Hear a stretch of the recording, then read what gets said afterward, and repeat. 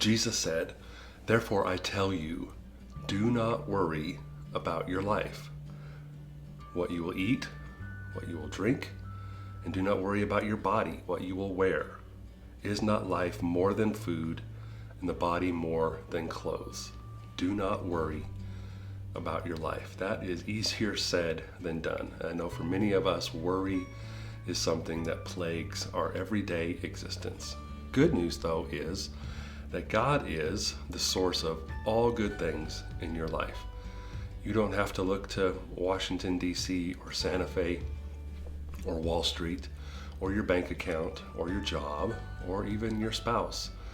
All good things in your life have come from God, which is great news, because if you're going to place your faith and your security in something, you want to place it in something that can never ever be lost or taken from you.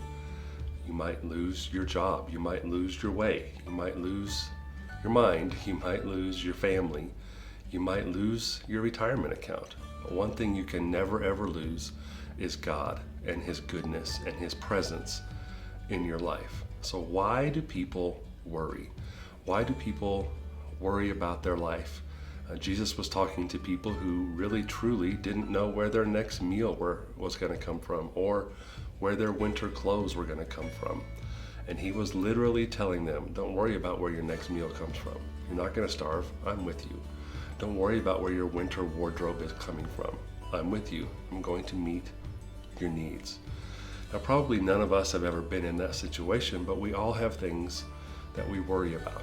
And when Jesus says, do not worry, when we worry, it becomes a sin.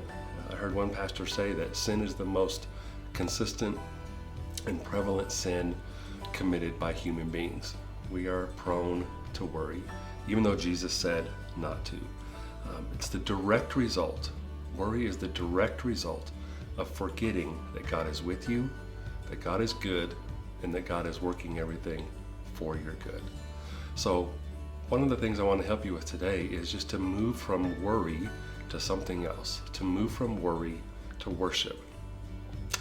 One of the things that happens when something bad happens in our life, we lose our way, we lose our job, we lose something, is we forget that God is with us, and that God is good, and that God is working out everything for our good. And when we forget that, we panic instead of pray, and we worry instead of worship. So one of the ways that you can obey this command that Jesus gave us to not worry about our life is be committed to reminding yourself every day, and especially when things go bad, that God is with me, God is for me. He is making everything good, and He is making everything good in my life. Everything good I have comes from God. He is my source for all things good, and I will look nowhere else. And when you learn to just look to God for good things, whenever bad things happen, you won't have to worry. You will feel His presence. And when bad things happen, you won't have to panic. You will talk to God, and worry will begin to be, the effects of worry will begin to be less and less in your life. Jesus said, do not worry about your life.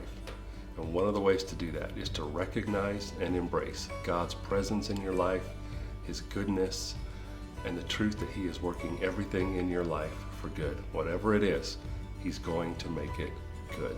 So, do not worry about your life. See ya.